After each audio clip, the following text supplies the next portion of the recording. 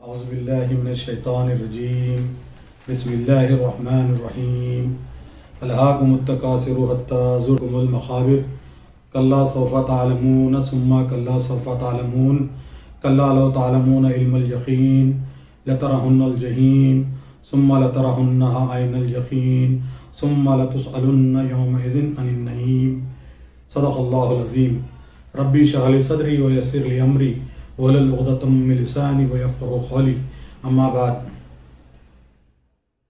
عزیزان گرامی، ابھی میں نے آپ کے سامنے سورہ تکاثر کی تلاوت کی۔ سورہ تکاثر اپنے آپ میں بہت زیادہ معنویت اور زندگی کے بہت سارے راز اور دنیا اور آخرت کی کامیابی کے معیار و مدارج کو اس میں بیان کیا گیا ہے۔ قرآن حکیم کی ہر آیت یوں تو اپنے آپ میں فصاحت، بلاغت اور بیان کا کمال سموئے ہوئے ہوتی ہے، لیکن قرآن مجید کی جو چھوٹی صورتیں ہیں، بالخصوص سورہ اخلاص، سورہ عصر، سورہ کوثر، اسی طرح سے سورہ تکاثر، یہ اس میں دنیا اور آخرت کی کامیابی کے رازوں کو بہت ہی عمدگی سے اختصاراً بیان کر دیا گیا ہے۔ ان صورتوں کو ہم اپنی روزمرہ کی زندگی میں، روزانہ اپنی عبادتوں میں بھی اس کی تلاوت کرتے ہیں، لیکن اس کی معنی و مفاہیم پر کبھی غور کرنے کی ہم نے کوشش نہیں کی۔ عموماً قرآن کا جو ہم پر حق ہے، وہ سب سے پہلا حق اس کی تلاوت اور اس کے تدبر کا ہے۔ قرآن خوانی سے جب ہم اپنے آپ کو قرآن فہمی کی طرف موڑ دیتے ہیں تو زندگی کے راز ہائے سربستہ ہماری آنکھوں کے سامنے عیاں ہو جاتے ہیں۔ سورہ تکاثر قرآن کی جو 114 صورتیں ہیں، اس میں اس کا سلسلہ 102 پر ہے، اور اس سے پہلے سورہ القاریہ اور اس کے بعد 103 پر سورۃ العصر پائی جاتی ہے۔ اس سورت کے بارے میں یہ بیان کیا گیا ہے کہ اس سورت میں جو اس کے اصل عنوان ہیں، اس میں مال کی زیادتی یا بہتات یا کسی بھی شے کی بہتات، اس کی خرابیوں کو اجمالاً اس کے اندر بیان کیا گیا ہے۔ تفسیر ابن کثیر میں اس کے بارے میں آتا ہے کہ نبی کریم حضرت عمر رضی اللہ تعالیٰ عنہ فرماتے ہیں کہ ایک مرتبہ صحابہ بیٹھے ہوئے تھے، نبی کریم صلی اللہ علیہ وسلم تشریف لائے، اور ایسا محسوس ہوتا تھا کہ نبی کریم صلی اللہ علیہ وسلم ابھی غسل فرما کر تشریف لائے ہیں، اور آپ کے چہرے سے بشاشت اور خوش نفسی بھی ظاہر ہو رہی تھی۔ تو صحابہ نے فرمایا، نبی کریم صلی اللہ علیہ وسلم آپ بہت خوش و خرم نظر آ رہے ہیں۔ تو آپ نے فرمایا ہاں۔ اس کے بعد پھر بات چیت چلی تو لوگوں نے تونگری کا ذکر کیا۔ رسول اللہ صلی اللہ علیہ وسلم نے فرمایا کہ جس کے دل میں خوف خدا ہو، اس کے لیے تونگری کوئی بری چیز نہیں، اور یاد رکھو متقی شخص کے لیے صحت تونگری سے بھی اچھی ہے، اور خوش نفسی بھی خدا کی نعمتوں میں سے بہت بڑی نعمت ہے۔ اس کا حوالہ مسند احمد ابن حنبل میں ہم کو ملتا ہے۔ تو سورہ تکاثر کے سلسلے میں ہم دیکھیں گے کہ جو باتیں اس میں بیان کی گئی ہے، وہ اس میں سب سے پہلی بات جو دیکھتے ہیں ہم، الہاکم التکاثر۔ الہا یہ لہو و لعب جیسا لفظ ہوتا ہے، جو برے کاموں میں یا خراب کاموں میں آدمی اپنے آپ کو مشغول کرتے ہوئے اصل مقصد حیات سے اور اپنی زندگی کے مقصد سے اپنے آپ کو بیگانہ کر دیتا ہے اور اس سے غفلت برتتا ہے۔ اب یہاں پہ الہاکم التکاثر، تکاثر کی بات آئی ہے، کثرت کی بات آئی ہے۔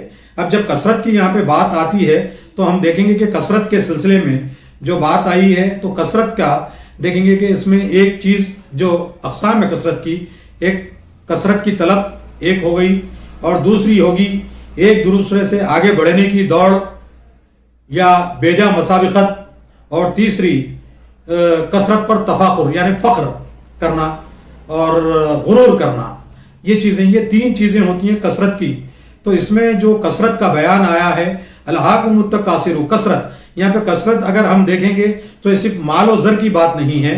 ویسے مال و زر کا بھی کثرت جو ہوتی ہے آدمی کے لیے آزمائش کی بات ہوتی ہے. جس طرح سے میں نے ابھی جو حدیث مبارکہ آپ لوگوں کے سامنے پیش کی، اس میں بتا دیا گیا، نبی کریم صلی اللہ علیہ وسلم نے بتایا کہ جس کے دل میں خوف خدا ہو اس کے لیے تونگری کوئی بری چیز نہیں. یعنی تونگری ان کے لیے بری نہیں ہے جو خوف خدا کے حامل ہوتے ہیں، جن کے پاس اللہ کی اطاعت، رضامندی، خوشنود کی ان کی طبیعت میں خاصیت اور خصوصیت پائی جاتی ہیں، جو تقوی جن کے پاس پایا جاتا ہے. لیکن اگر جن کے پاس تقوی نہ ہو اور ان کے پاس اللہ سے کی خشیت نہ ہو اور ان کے پاس تونگری آ جاتی ہے تو یہ چیز ان کے لیے آزمائش بن جاتی ہے اور اس کا بیجا اور خراب استعمال بھی ہوتا ہے. اسی کے ساتھ نبی کریم صلی اللہ علیہ وسلم نے اس کے ساتھ بھی اور بات جوڑی ہے کہ تونگری کوئی خوف خدا رکھنے والے دلوں کے لیے تونگری کوئی بری چیز نہیں ہے. اور اس کے ساتھ ہی ساتھ آپ نے یہ بھی فرمایا کہ یاد رکھو کہ جو چیز ہوتی ہے، قیمتی شے جو ہوتی ہے آدمی کے لیے، وہ صحت تونگری سے بھی اچھی چیز ہوتی ہے. یعنی صحت کے بارے میں بتایا گیا کہ نبی کریم صلی اللہ علیہ وسلم نے تونگری سے بھی زیادہ اس صحت کو، متقی اشخاص کے لیے صحت کو تونگری سے بھی زیادہ افضل قرار دیا گیا ہے. اور اس سے خوش نفسی بھی خدا کی نعمت ہے، خوش نفسی بھی جو ہوتی ہے اللہ کی عظیم نعمت ہے. یہ تمام چیزیں آتی ہیں. تو اب جب ہم بات کرتے ہیں تو اس میں سورہ تکاثر کا جو موضوع دیکھیں گے ہم، تو دنیا پرستی کا سب سے برا جو عنصر ہے وہ ہے آدمی ہر چیز کی زیادتی اور کثرت اور بہتات کو ترجیح دیتا ہے، خواہ وہ دولت ہو، خواہ وہ اس کی اولاد ہو، یا پھر اس کا اقتدار ہو، اس کا دائرہ اختیار ہو، اس کی حکومت ہو، اس کی سیاست ہو. ہر جگہ پہ یہ کثرت کا طلبگار ہوتا ہے. اور یہ کثرت کی طلب میں وہ اپنے آپ کو اتنا غافل کر دیتا ہے کہ اس کا جو اصل مقصد حیات ہے، جو اس کی زندگی کا مقصد ہے اور اس کی جو کامیابی کے اصل معیار ہیں، اس سے وہ غفلت کا شکار ہو جاتا ہے اس کثرت کی. اس میں تو یہ کثرت جو ہوتی ہے بہت ہی خطرناک شے ہوتی ہے. اس سے اجتناب کرنے کی ضرورت ہوتی ہے. اسی میں سورہ تکاثر میں آپ دیکھیں گے کہ الہاکم التکاثر، ایک چھوٹا سا دیکھیں الہاکم متکاثر، چھوٹی سی شے ہے، وہ بالکل چھوٹی سی آیت ہے، الہاکم التکاثر.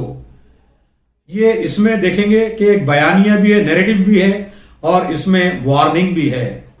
الہاکم التکاثر، یہ کثرت نے، بہتات نے، کثرت مسابقت نے، بیجا مسابقت نے، اور بہت زیادہ مال و اسباب کی اور دیگر آسائش کی بہتات کی طرف دوڑ لگانے میں تم غفلت کا شکار ہو گئے اور تم غافل ہو گئے اور اپنے اصل مقصد حیات سے بھی تم نے روگردانی کی. یہ حتیٰ زرتکم المقابر، حتیٰ یہاں تک کہ تم خبروں تک اپنی جا پہنچے، لیکن پھر بھی غافل رہے اور سوچتے رہے کہ یہ آج ہم کام کر لیں گے، آج مال جمع کر لیں گے، آج اسباب جمع کر لیں گے، اور خیر کا کام بعد میں بھی کر سکتے ہیں، بھلائی کا کام بعد میں بھی کر سکتے ہیں. لیکن یہ ایک ایسی جو کہیں گے جو لذت ہوتی ہے اس میں اس کے بارے میں یہی کہا گیا ہے کہ یہ ایک ایسی لذت ہوتی ہے جو آدمی کو ایسا مشغول کر دیتی ہے کہ وہ دوسرے کاموں میں اس کو لذت نہیں ملتی اور اسی کے پیچھے لگ جاتا ہے. کثرت میں اس کو ایک نشہ سا سوار ہو جاتا ہے، تو اس چیز کی طلب میں وہ خبر تک چلے جاتا ہے. اس کے شان نزول میں یہ بھی بات کہی گئی ہے کہ لوگوں میں، عربوں میں یہ تفاخر اور تکاثر کا اتنا بڑا جذبہ تھا کہ اس بارے میں یہ روایت اتنی قوی اور مضبوط نہیں ہے، لیکن اس کا تذکرہ کیا گیا ہے کہ 2 قبیلے تھے، ایک کا نام بنی حارثہ اور دوسرے کا بنی حارث تھا. یہ دونوں میں بہت زیادہ مقابلہ آرائی ہوئی اور وہ اپنی تکاثر کو، اپنے کثرت مال کو، اپنے کثرت اموال کو یہ بیان کرتے گئے، تفاخر یہاں تک پہنچے کہ وہ لوگ زندہ لوگوں کی دولتوں، ان کے افعال، اعمال، خصوصیات، ان کی عمدگی کو بیان کرتے ہوئے یہاں تک پہنچے کہ اس پہ بھی اکتفا نہیں کیا، بلکہ قبرستان تک گئے اور اپنے لوگوں کی مردوں کی خبروں کو بھی انہوں نے گنا کے بتایا کہ یہ ہمارے مردے ہیں، یہ یہاں پہ بھی ہم کو اکثریت حاصل ہے، یہ ہم کو اس پہ بھی ہم تفاخر کرتے ہیں۔ تو یہ ایسی چیزیں ہیں کہ آدمی جب ہوتا ہے تو اپنے منصب پہ، اپنے جاہ پہ، اپنی نسل پہ، اپنی آبا و اجداد پہ، اپنی رنگ پہ، اپنے علم پہ اور مختلف چیزوں پہ وہ فخر کرتا رہتا ہے، اور یہ اس فخر کی اگر یہ اس کے اندر تقویٰ پیدا نہیں ہوا، خشیت الہی اس میں پیدا نہیں ہوئی یہ کیفیت، تو یہ تباہی کی طرف اس کو لے جاتے رہتی ہے۔ تو جب اس میں خشیت الہی پیدا ہو جاتی ہے تو یہ چیزوں سے رک جاتا ہے۔ لیکن آدمی جب، تو اس طرح سے سورہ تکاثر میں بتا دیا گیا ہے کہ الہاکم التکاثر حتی زرتکم المقابر، یہ کثرت کی چاہت نے تم کو خبروں تک لے آئی، لیکن پھر بھی تم غافل رہے۔ کلا سوف تعلمون، اور کلا سوف تعلمون یہاں تک کہ تم خبروں تک پہنچ گئے اور کوئی بات نہیں، ہرگز نہیں، بہت جلد تم کو معلوم ہو جائے گا۔ یہاں پہ ایک وارننگ ہے، بہت جلد تم کو معلوم ہو جائے گا۔ پھر اس کے بعد پھر کہا گیا ہے کلا سوف تعلمون، کلا سوف تعلمون ثم کلا سوف تعلمون، بالکل تم کو معلوم ہو جائے گا، تم یہ جان جاؤ گے، یہ چیز اس کے اوپر توجہ دی گئی۔ تو اس میں یہاں پہ آپ دیکھیں گے کہ یہ کثرت اموال کا واقعہ، کثرت مال کا واقعہ آپ دیکھیں گے تو اس میں جو قرآن فرماتا ہے کامیابی کے جو مدارج ہیں، معیار ہیں، اس کے بارے میں قرآن فرماتا ہے کہ کثرت اولاد، کثرت مال، علم کی بہتات، یہ چیزیں آدمی کی کامیابی کی دلیل نہیں ہیں۔ قرآن کے نزدیک ان اکرمکم عند اللہ اتقاکم، اللہ کے نزدیک تو وہ عزیز ہے جو اللہ سے سب سے زیادہ ڈرتا ہے۔ اللہ سے جو سب سے زیادہ ڈرے گا، یہ سب سے بڑا درجہ ہے اور یہ سب سے بڑا سرٹیفکیٹ ہے کامیابی کا۔ جو اللہ سے ڈرتا ہے وہ اللہ کے ان اکرمکم، وہ اللہ کے نزدیک اکرم ہے، محبوب ہے، پسندیدہ ہے، عزت دار ہے۔ ان اکرمکم عند اللہ اتقاکم، یہ ہوتا ہے کثرت مال، کثرت دولت اور کثرت اموال کسی چیز کی کثرت نہیں، یہ تقوی کی کثرت، اور اس کے اوپر جب آدمی آ جاتا ہے تو کامیابی کے قریب جاتا ہے۔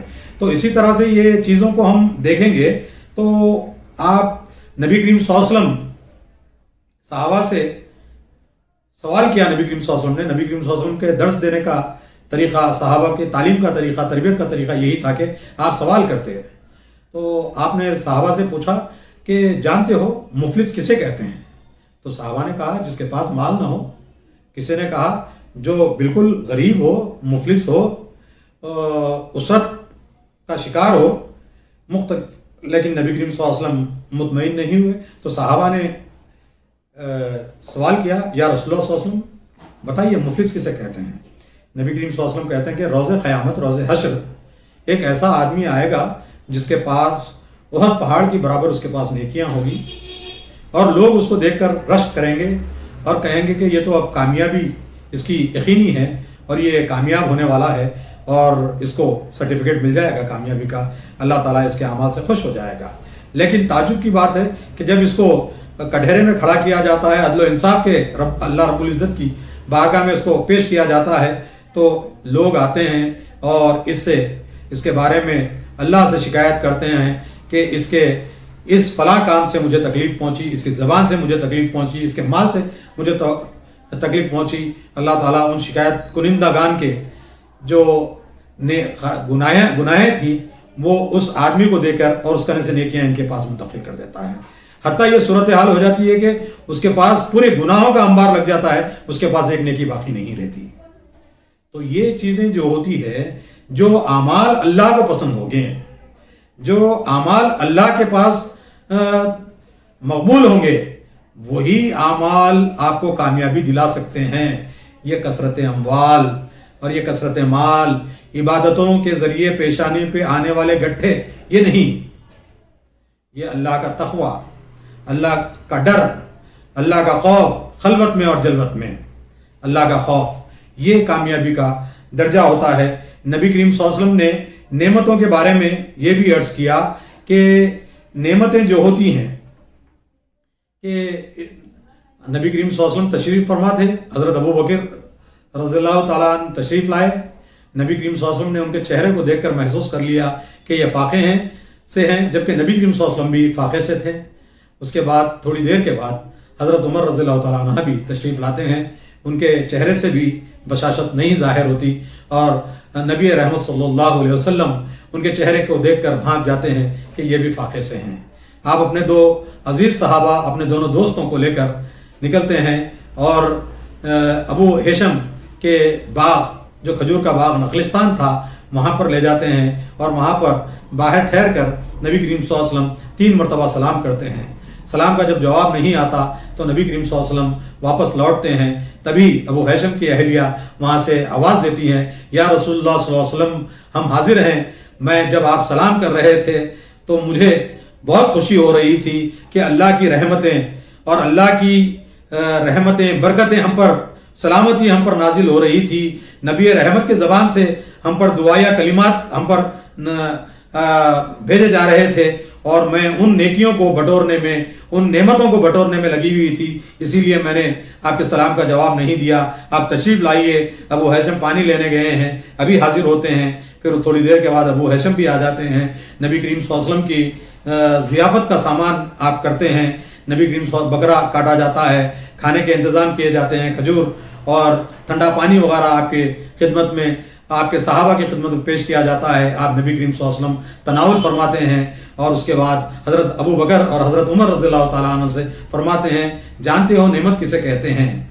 ابھی ہم نے جو چیزیں کھائی ہیں یہ نعمت ہیں، ان کا ہم کو حساب دینا پڑے گا۔ یعنی چھوٹی سی ایک حقیر سی چیز بھی جو ہم کھا لیتے ہیں، پانی کا ایک گھوٹ، پانی کا ایک سپ جس کو کہتے ہیں آپ، اس کی وہ بھی اللہ کی نعمت ہے اور اس کے غلط استعمال کا بھی ہم کو جواب دینا پڑے گا۔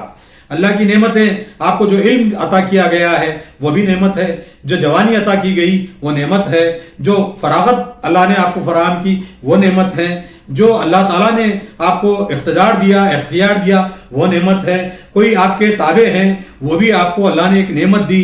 ان تمام نعمتوں کا آپ سے سوال کیا جائے گا یوم حشر کے دن، آپ کو قیامت کے روز قیامت کے دن آپ کو اور ہم کو ان تمام نعمتوں کا جواب دینا پڑے گا۔ اور ایک حدیث میں نبی کریم صلی اللہ علیہ وسلم نے واضح انداز میں فرما دیا گیا کہ یوم حشر وہ اس دن جو ججمنٹ کا دن ہوگا اور جس دن ہر کسی کو اپنے اعمال کا حساب دینا پڑے گا، کسی فرد کو اپنے کٹہرے سے، اپنی جگہ سے وہ ہل نہیں سکے گا جب تک وہ 5 چیزوں کے جواب نہیں دے سکتا، جب تک وہ 5 چیزوں کے کامیابی سے جواب نہیں دے گا، مکمل تشفی بخش جواب نہیں دے گا، وہ اپنی جگہ سے ہل نہیں سکے گا۔ پہلا سوال ہوگا کہ تو نے اپنی زندگی، اپنی عمر کہاں بتائی، اس کو کہاں خرچ کیا، کیسے ختم کیا، کیسے استعمال کیا؟ تجھ کو جوانی کی نعمت دی گئی تھی، تجھ کو جوان بنا کر بھیجا گیا تھا، تیرے خواہ کو مضبوط کیا گیا تھا اور تجھ کو طاقت عطا کی گئی تھی، تجھ کو فہم و فراست کی صلاحیت عطا کی گئی تھی۔ تو نے اپنی جوانی کو کن کاموں میں لگایا، کن مشاغل میں تو نے اپنی جوانی کو صرف کیا، اس کا جواب دینا پڑے گا۔ جب تک تسلی بخش جواب آپ نہیں دے سکیں گے، آپ چاہتے ہوئے بھی آپ وہاں سے اپنے قدم کو، آپ اور میں ہٹا نہیں سکیں گے، زمین ہمارے قدموں کو جکڑ لے گی اور جب تک ہم ان 5 سوالوں کا جواب نہیں دیں گے اپنی جگہ سے ہٹ نہیں سکیں گے۔ پہلا سوال تو تھا عمر کہاں بتائی، دوسری جوانی کن کاموں میں خرچ کی، مال کیسے حاصل کیا۔ دولت کو آپ دیکھتے ہیں کہ جائز ناجائز مختلف طریقوں سے مال کے پیچھے، مال اسباب کے پیچھے ہم لگ جاتے ہیں، جبکہ نبی کریم صلی اللہ علیہ وسلم نے یہ بھی فرما دیا تھا کہ جس کے پاس اس کو اس دن کی روزی اس کے پاس ہو اور اس کے پاس ایک اچھی سواری اس کے پاس ہو اور اس کے سر پہ چھت ہو اور وہ صحت سے ہو تو اس کو دنیا کی تمام نعمتیں میسر ہے۔ وہ اللہ کا بہت ہی دولت مند انسان ہے اور اللہ کا اس کو شکر ادا کرنا چاہیے۔ یہ بھی حدیث ہماری نظروں سے اوجھل ہو جاتی ہے، لیکن ہم کثرت مال اور ہر چیز کی کثرت میں لگ کر اپنے آپ کو تباہ کرنا شروع کر دیتے ہیں۔ پہلا سوال ہوا تھا عمر کہاں بتائی، جوانی کن کاموں میں لگایا جوانی کو، اور مال کیسے حاصل کیا، اور چوتھا سوال ہوگا کہ اس مال کو کس طرح سے تو نے خرچ کیا۔ مال کما لیا، جس کا علم زیادہ ہوگا اس سے زیادہ پرشش، جس کا مال زیادہ ہوگا اس کی زیادہ پرشش، اور یہ چیزیں جس کے پاس جتنی کثرت ہوگی جن چیزوں کی اس کو اتنا جواب دہ ہونا پڑے گا۔ تو یہ چیزیں ہیں، اور اس کے بعد آئے گی بات کہ اس مال کو کہاں خرچ کیا۔ اب اس کے یہ پانچویں چیز جو تھی کہ پہلی تو بات کر لی آپ نے عمر کے سلسلے میں، دوسری جوانی کے سلسلے میں، تیسری مال کو کیسا حاصل کیا، مال کو چوتھا کیسے خرچ کیا، پانچواں تجھ کو جو بھی علم حاصل تھا اس پر تو نے کتنا عمل کیا۔ دیکھیے قرآن میں جہاں پہ بھی بات آئی ہے علم کی، ایمان کی جہاں پہ بات آئی ہے، ایمان کی جہاں پہ بات آئی ہے، وہاں پہ اعمال کی بات واضح انداز میں بیان کر دی گئی ہے۔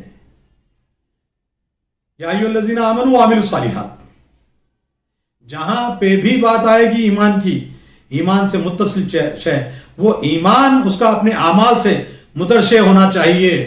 It must be reflected through its deeds.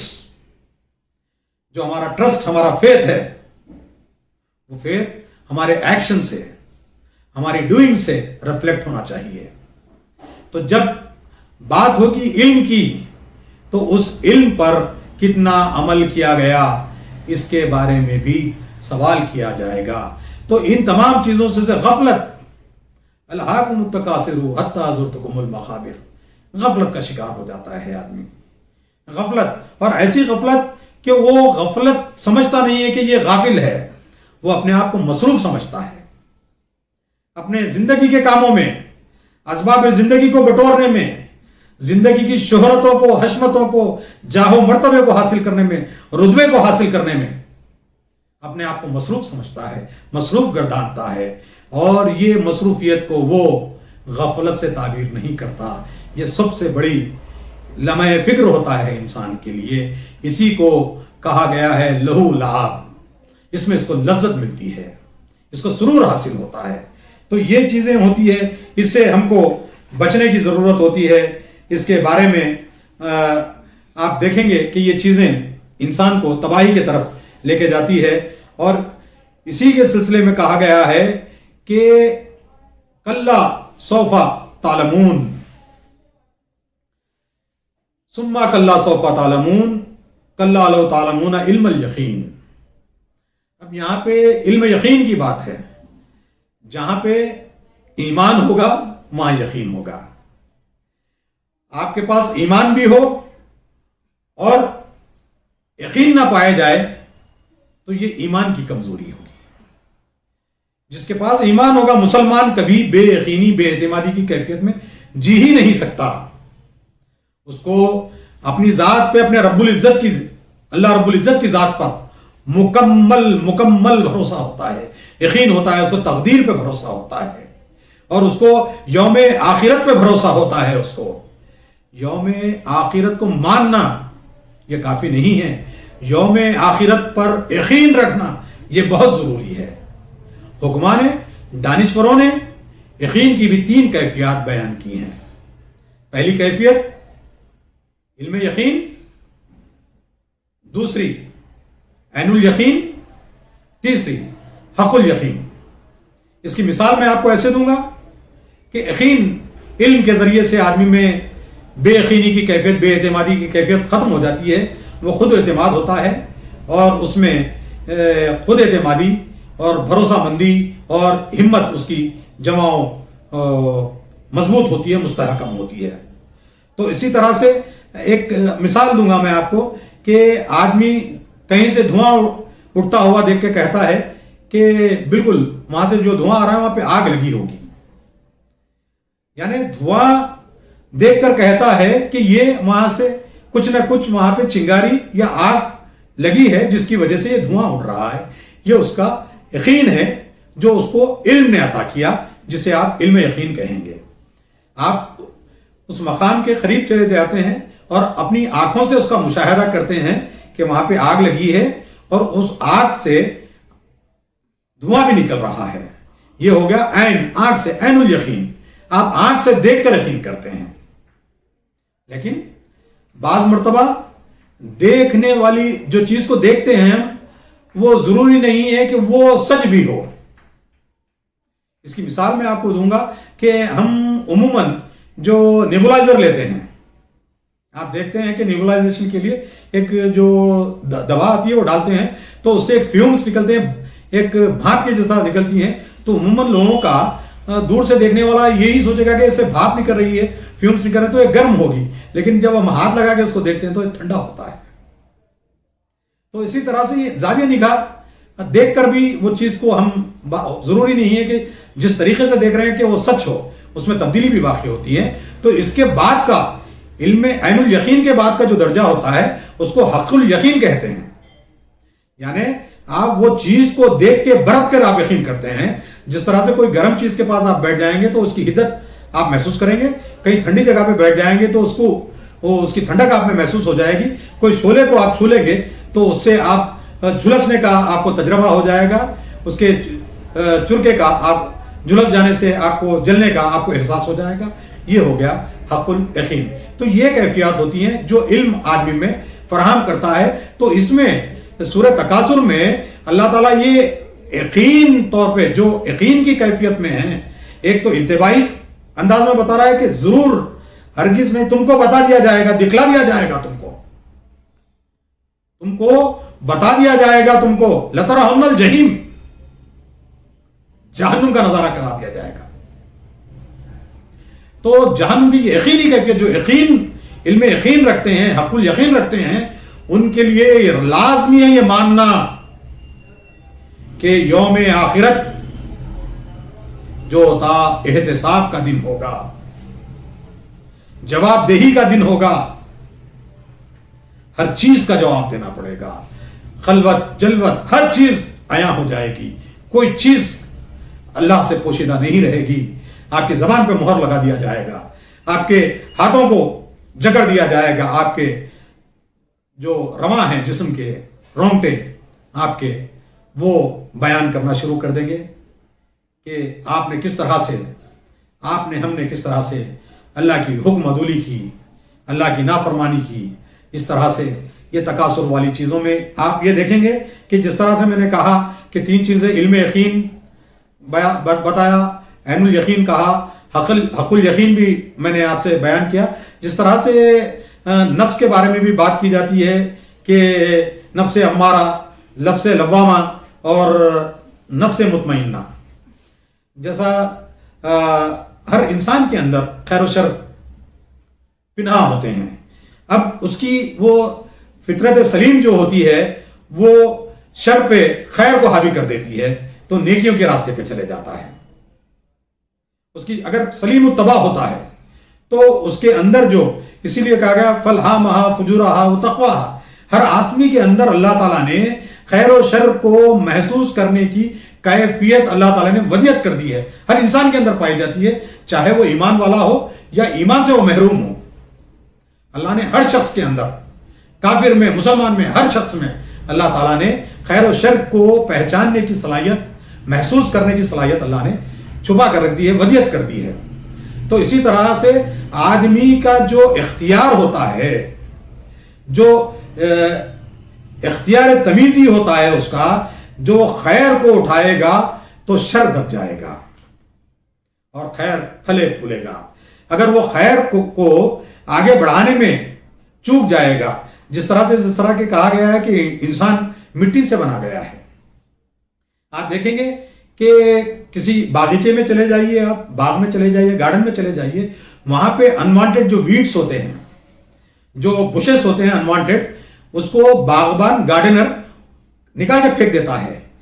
اور کیونکہ وہ محسوس کرتا ہے کہ یہ ویڈز جو ہوتے ہیں، یہ انوانٹیڈ بشز جو ہوتے ہیں، یہ باغ کی خوبصورتی پہ گرہن لگاتے ہیں، قدغن لگاتے ہیں، اسی لیے اس سے باغ کی خوبصورتی متاثر ہوگی، اس لیے ان کو نکال کر پھینک دیتا ہے. تو اسی طرح سے ہماری شخصیت کے اندر جو امارہ چیزیں ہوتی ہیں، جو خرابیاں ہوتی ہیں ان کو نکال کر پھینکنے کی ضرورت ہوتی ہے. تو یہی وہ غفلت ہوتی ہے جو ہم اپنی ذات کے اندر جھانکنے سے چوک جاتے ہیں. جو درون بینی، اپنا احتساب، سیلف انٹروسپیکشن جس کو کہتے ہیں، یہ ہم اس سے غفلت برتتے ہیں. ہم دوسروں کے اوپر تو رائے زنی کر دیں گے، انگشت زنی کر دیں گے، لیکن اپنے آپ سے ہم غافل ہو جاتے ہیں. یہ بھی غفلت کی ایک نشانی ہے. ہم زمانے کے لیے خیر کے پیغام نشر کرتے ہیں اور اپنی ذات میں ہم نے خیر کو دبا کر رکھا ہے اور شر ٹھاٹے مارتا ہے. دیکھیے یہ الہاکم التکاثر، یہ قرآن کی فصاحت و بلاغت کا ٹھاٹے مارتا سمندر اس میں پنہا ہے. قرآن کا ہر لفظ فصاحت و بلاغت کے کمال کے درجے تک پہنچا ہوا ہے. اس کی مثال کوئی بیان نہیں کر سکتا. قرآن میں اگر ہم غوطزن ہوں گے تو ہی اس کے معنی و مفاہیم تک ہم پہنچ سکتے ہیں. قرآن خوانی سے آدمی کو قرآن فہمی کے درجے کی طرف جانا ہے. قرآن خوانی سے وہ زندگی کے راز سربستہ آپ کے سامنے آیا نہیں ہوں گے.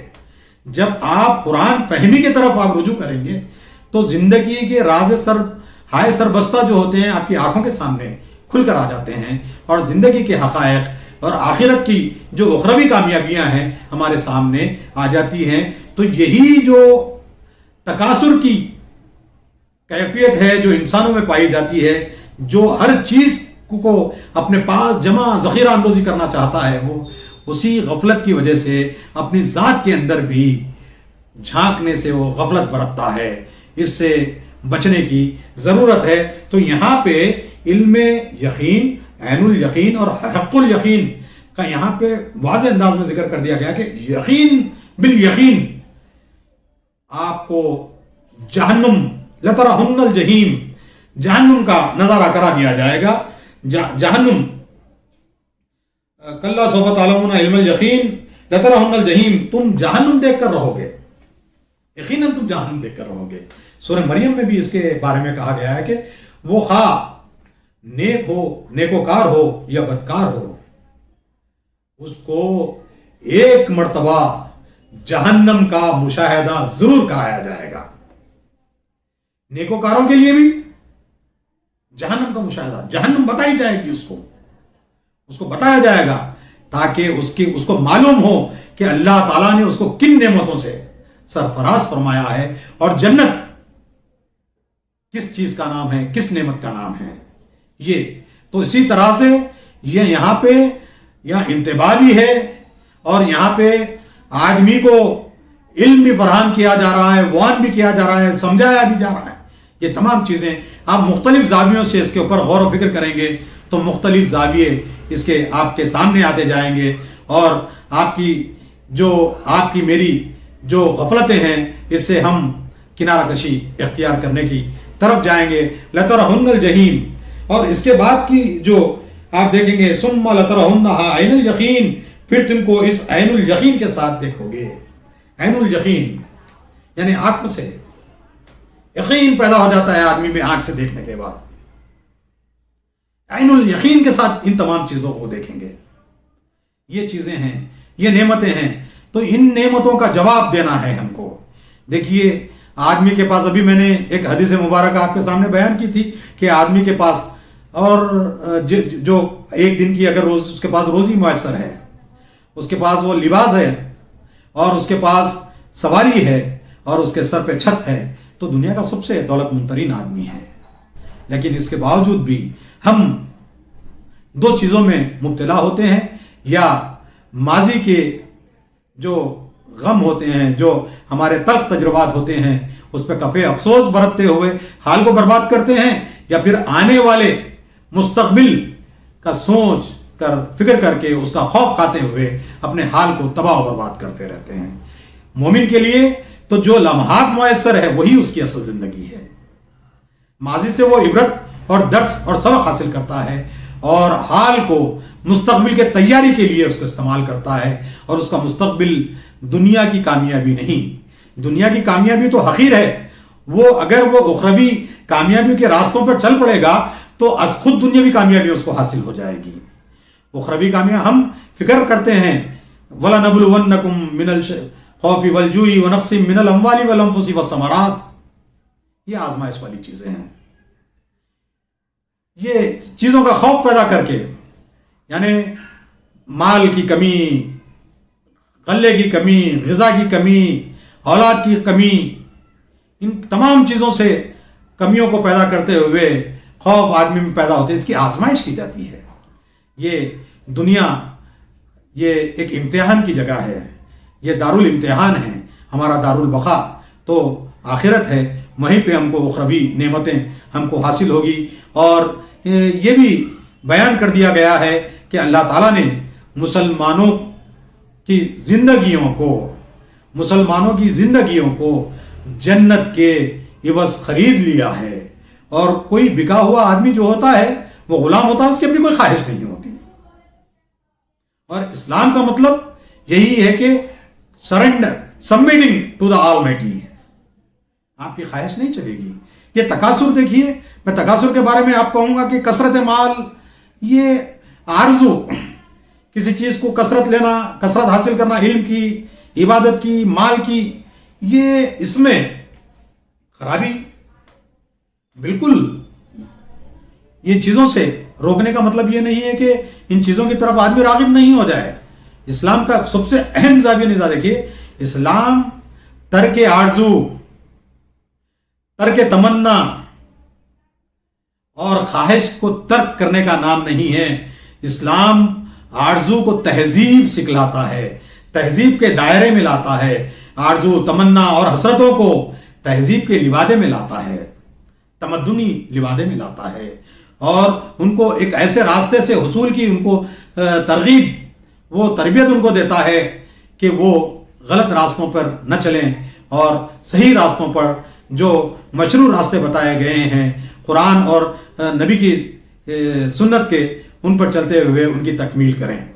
تو ان چیزوں میں جب کثرت مال، اولاد اور یہ تمام چیزیں آئیں گی تو اس کے بارے میں احتیاط ہم کو لازماً برتنے کی ضرورت ہے، کیونکہ اگر ان چیزوں کی طرف عموماً یہ ہوتا ہے کہ آدمی اپنی اولاد کے بارے میں فکر مند ہوتا ہے، اپنے آنے والی نسلوں کے بارے میں فکر مند ہوتا ہے، اور مال و اسباب ان کے بارے میں جمع کرتا جاتا ہے۔ آپ دیکھیں گے یہ دنیا میں ایسی عبرت کے کئی نمونے آپ کو ملیں گے کہ بادشاہوں کے بچے سڑکوں پر بھیک مانگنے پر کشکول لے گدائی لیے نکڑوں پر، چوراہوں پر کھڑے ہوئے ہیں۔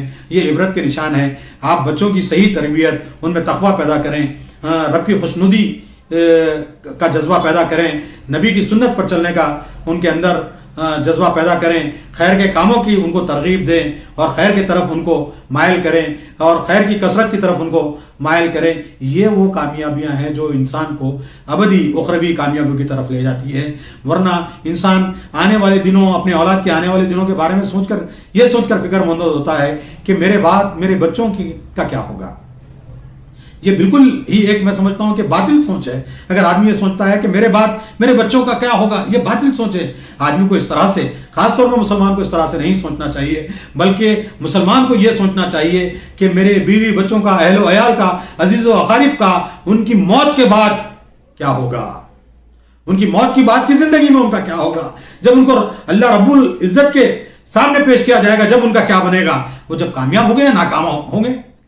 یہ فکر سب سے اہم ہے، اور یہی فکر ہم کو ہمارے اولاد میں، ہمارے بچوں میں ہم کو منتقل کرنے کی ضرورت ہے۔ اور یہ سورہ تکاثر ہم کو اسی کی طرف مائل کرتا ہے۔ ثم لتسألن یومئذ عن النعیم، پھر اس دن تم سے ضرور پوچھا جائے گا نعمتوں کے بارے میں۔ اس دن ایک نعمتوں کے بارے میں ہم سے پوچھا جائے گا کہ تم کو اللہ تعالیٰ نے علم سے نوازا تھا، اچھے اساتذہ دیے تھے، اچھے والدین دیے تھے، اچھا ماحول دیا تھا، اچھی غذا دی تھی، اچھا لباس دیا تھا، اور اچھی سواریاں دی تھی، بہت زیادہ مال و زر دیا تھا، لیکن تم نے اس کو کس طرح سے استعمال کیا۔ اور جو بھی نعمتیں اللہ تعالیٰ نے دی، اللہ کے جانب سے عطا کردہ، یہ جو نظر ہے، ہماری جو بینائی ہے، اس کے بارے میں سوال ہوگا، زبان کے بارے میں سوال ہوگا، فکر کے بارے میں سوال ہوگا، عقل کے بارے میں سوال ہوگا، دل کے بارے میں سوال ہوگا، احساس کے بارے میں، جذبات کے بارے میں سوال ہوگا، اور اس طرح سے نیتوں کے بارے میں سوال کیا جائے گا۔ تو ان تمام سوالوں کے جواب کے لیے ہم کو یہ، کیونکہ دارالامتحان ہے، الدنیا مزرع الآخرہ، دنیا آخرت کی کھیتی ہے، اور آخرت کی تیاری اسی دنیا میں ہم کو کرنی پڑتی ہے۔ تو دنیا کی میں ہم کو رہ کر دنیا کی کامیابیوں کے ساتھ آخرت کی جو اخروی اور ہمیشہ ہمیشہ کی کامیابی ہے، اس کے لیے ہم کو اپنے آپ کو تیار کرنا ضروری ہے۔ میں ایک بحیثیت استاد میں یہ محسوس کرتا ہوں، کیونکہ میرا تعلق تعلیم و تعلم سے ہے۔ میں اپنی جماعت میں کسی بچوں کا امتحان اگر لیتا ہوں تو دیکھیے، امتحان اور آزمائش جو ہوتی ہے یہ عدل و انصاف کا تقاضا ہوتا ہے۔ عدل و انصاف کے تقاضے میں امتحان اور آزمائش لازم ہوتی ہے، اس کے بدر عدل و انصاف نہیں کیا جا سکتا، قائم نہیں کیا جا سکتا۔ ایک جماعت میں مختلف قسم کے بچے ہوتے ہیں، اور ایک ہی قسم کا پرچہ پورے بچوں کو دیا جاتا ہے، اور وہ بچوں کو ان کی استعداد کے حساب سے، ان کی قابلیت کے حساب سے ان کو جانچا جاتا ہے۔ کوئی بچہ جو بہت زیادہ قابل ہوگا وہ ڈسٹنکشن لاتا ہے، وہ اس سے کم والا فرسٹ ڈویژن، سیکنڈ ڈویژن، پاس ڈویژن، اس طرح سے ہوتے ہیں۔ بعض چند ایک آدھ مضامین میں ناکام بھی ہو جاتے ہیں۔ تو یہ استاد کو اگر آپ سمجھیں گے کہ بچوں کا امتحان لے رہا ہے تو کیا استاد ظالم ہے؟ استاد ہرگز ظالم نہیں ہے۔ استاد ان بچوں کی صلاحیتوں کو فروغ دینا چاہتا ہے، ان کی شخصیت کی تعمیر چاہتا ہے، اور ان کی دنیا اور آخرت کو بہتر بنانا چاہتا ہے۔ اسی لیے بچوں کو وہ امتحان سے گزار رہا ہے۔ دیکھیے، وہ رب جو 70 ماہوں کی محبت رکھتا ہے، یا آزمائش اور امتحان کے ذریعے سے کیا ہم پر ظلم و جبر کر رہا ہے؟ نہیں، یہ ہماری شخصیت کو تعمیر کرنے میں، مستحکم کرنے میں، اور اس کو مضبوط کرنے میں یہ اللہ کی طرف سے ایک نعمت ہے۔ ہم کو آزمائشوں میں ثابت قدم ہونا ہے۔ میں نے پہلے ہی عرض کیا آپ سے کہ مسلمان اور بے یقینی، یہ دو چیزیں اکٹھا نہیں ہو سکتی۔ ایمان جہاں پہ ہوگا یقین وہاں پہ ہوگا، تو بے یقینی والی کیفیت نہیں ہوگی، اور جہاں ایمان ہوگا وہاں پہ غفلت نہیں ہوگی۔ اگر غفلت والی شے پیدا ہو رہی ہے تو ایمان کا جائزہ لینے کی ضرورت ہوگی، تقوی کو جانچنے کی ضرورت ہوگی۔ ان اکرمکم عند اللہ اتقاکم، تم میں سب سے بہترین انسان وہ ہے جو اللہ سے سب سے زیادہ ڈرتا ہے۔ دنیا ایک حقیر شے ہے۔ دیکھیے، ہم نے جو چیزیں آج کھائی ہیں اور جو اب کھائی ہیں، جو ہمارے جزء بدن بنی ہے، وہی غذا ہے۔ ہم نے جو لباس پہنا ہے وہی لباس ہے، اور جو باقی کے جو فاضل چیزیں رکھی ہوئی ہیں وہ تو رکھی ہوئی ہے، وہ استعمال میں نہیں ہے۔ تو یہ کثرت والی چیزیں جو ہوتی ہے، یہ کثرت، کوئی بھی چیز کی کثرت کے پیچھے ایسے نہ پڑ جائیں۔ مال، دولت، اولاد، رتبہ، منصب، یہ تمام چیزیں اگر آپ کو فراہم کر دیے گئے ہیں، جس کو جتنا علم دیا جائے گا اس کے علم کے حساب سے اس کو جواب دہ بنایا جائے گا۔ جس کا جتنا علم ہوگا اتنا اس کو جواب دینا پڑے گا، جس کی جتنی طاقت ہوگی، اقتدار ہوگا، اس کو اس کے مطابق اس کو جواب دینا پڑے گا۔ جس کا جتنا رتبہ و عہدہ ہوگا، جاہ و حشمت ہوگی، اس کے مطابق اس کو جواب دینا پڑے گا۔ آسان کامیابی کے مدارج میں نے ابھی اس سے پہلے بھی آپ کو عرض کیا سورہ تکاثر کی تلاوت کے فوری بعد، کہ اس سے پہلے جو سورہ قاریہ، القاریہ تم القاریہ، اس کے بعد آپ دیکھیں گے اس کے بعد کا جو سورہ ہے سورہ عصر، آپ دیکھیں گے سورہ قاریہ میں نار الحامیہ، اس میں بھی بتا دیا گیا کہ نار جہنم، اور اس کے بعد پھر کامیابی کے مدارج سورہ عصر میں بھی بیان کر دیے گئے، الا الذین آمنوا وعملوا الصالحات وتواصوا بالحق وتواصوا بالصبر۔ بالکل چھوٹی سی چیزیں ہیں۔ آدمی دنیا کی چاہت میں اپنی آخرت کو تباہ نہ کر لیں، اپنے اولاد کی، اپنے عزیز و اقارب کی، اپنے اہل و عیال کی دنیا کو سنوارنے کی کوشش میں اپنی آخرت کو تباہ نہ کر لیں، کیونکہ ہر آدمی کو اپنے زندگی کا جواب دینا پڑے گا، اور اپنی زندگی کا مکمل ایک ایک لمحے کا اس کو جواب دینا پڑے گا۔ تو اسی طرح سے اولاد کے جو فرائض ہیں وہ ادا کرنا پڑے گا، رشتوں کے جو حقوق ہیں وہ ادا کرنا پڑے گا، لیکن ان کی چاہت میں یہاں آپ جو حدود ہیں، حدود اللہ ہیں، اس سے تجاوز نہ کریں اور اپنی آخرت کو تباہ نہ کریں۔ اللہ تعالیٰ ہم کو دنیا میں بھی کامیابی عطا فرمائے، دنیا میں خیر کے اسباب فراہم کرے، دنیا میں توفیق عطا فرمائے کہ اس کی ہدایت کے مطابق اور اس کے نبی کے اسوہ کے مطابق اپنی زندگیوں کو گزاریں۔ اللہ تعالیٰ ہماری دنیا میں ایک ایک لمحے میں، خلوت و جلوت میں ہمارے ہر لمحے کی حفاظت فرمائے، ہم کو تباہی اور گمراہی سے اور ایسی غفلت جو گمراہ کر دینے والی غفلت ہے، ہر قسم کی غفلت سے ہماری حفاظت فرمائے، ہماری آخرت کو، ہماری دنیا میں بھی کامیابی ہم کو عطا فرمائے اور ہم کو ہمیشہ ہمیشہ کی اخروی کامیابی سے سرفراز فرمائے۔ وآخر الدعوانا ان الحمد للہ رب العالمین۔